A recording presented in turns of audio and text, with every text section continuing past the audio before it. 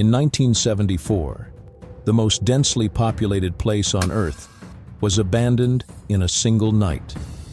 5,000 people vanished, leaving a concrete fortress to rot in the middle of the Pacific Ocean. This is Hashima, a rock smaller than a football stadium that fueled an empire. But look closer at these ruins. This wasn't a slow decay. It was a mass exodus. Dinner tables are still set.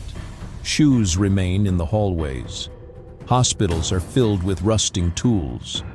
Japan sealed the gates and forbade anyone from returning for decades. The question is, what were they really running from? Today we are going inside the forbidden zones. We will explore secret tunnels hundreds of feet beneath the sea and reveal the dark truth the government tried to erase. In the late 1800s, Japan was hungry for power. Beneath this desolate rock lay the black gold of the industrial age, high-grade coal. To reach it, Mitsubishi didn't just build a mine, they built a monster. They raised massive seawalls to defy the Pacific's typhoons. They constructed Japan's first large-scale concrete high-rises, not for luxury, but for survival. Every square inch of the island was utilized. At its peak, Hashima's population density was 9 times greater than modern-day Tokyo. It was a vertical maze of gray stone, where thousands lived stacked on top of one another. There was no grass, no trees, only the salt of the sea and the constant hum of machines. But the real story wasn't on the surface. It was 3,000 feet below sea level. In the dark, sweltering tunnels of the undersea mines, men worked in 100-degree heat, breathing air thick with dust and methane. They were fueling an empire, but they were doing it in a concrete cage. Life on Hashima was a bizarre experiment in human endurance. How do you raise a family on a rock with no ground? To solve the space crisis, they built a city within a city. Schools, temples, and even a movie theater were crammed into the concrete labyrinth.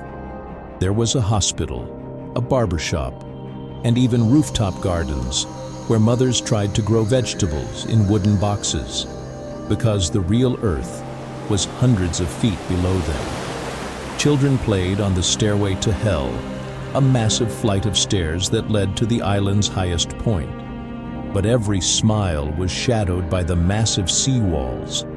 These concrete barriers were the only thing standing between the population and the violent fury of the East China Sea. In this city, there were no cars, no bicycles, and nowhere to hide. It was a community bound by the same destiny. Stay on the rock and pray the walls hold, or go down into the tunnels and face the abyss. It felt like a miracle of modern engineering. But as the world began to change, the rock began to crack. And the miracle was about to become a trap. During World War II, the battleship became known by a different name, Hell Island. Thousands of conscripted workers from Korea and China were forced into these mines. They weren't employees, they were prisoners of industry. In the 110-degree heat of the tunnels, many worked until their bodies simply gave out. Those who dared to escape faced a death sentence, the freezing, shark-infested waters of the Pacific. There was no way out. Records speak of hundreds who died from exhaustion, accidents, and malnutrition. To the corporations, they were replaceable parts of a machine. To the families left behind, they were ghosts. This economic miracle was built on a foundation of human suffering. The end didn't come with a catastrophe, but with a simple decree. In 1974, the world moved on.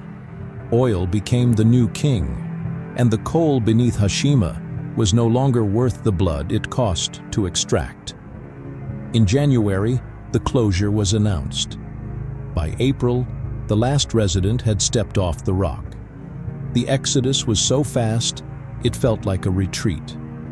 Families were told to leave almost everything behind. They left as if they expected to return for lunch. Calendars remained turned to April 1974. Medicine stayed on pharmacy shelves. In the abandoned apartments, half-eaten meals and personal letters were left to gather dust. The constant roar of the industrial vents, which had been the island's heartbeat for a century, suddenly stopped. In its place came a silence so heavy it was deafening. The concrete ghost ship was finally adrift. For decades, it remained a forbidden zone, a time capsule of a lost era, slowly being reclaimed by the salt air and the relentless vines of nature. Only the ghosts remained. Today, Hashima is a UNESCO World Heritage Site, but it remains a skeletal graveyard of concrete and broken dreams. It stands as a monument to an era that believed human ambition could conquer the sea only to be swallowed by time. History is being erased every single day. Don't let the past be forgotten.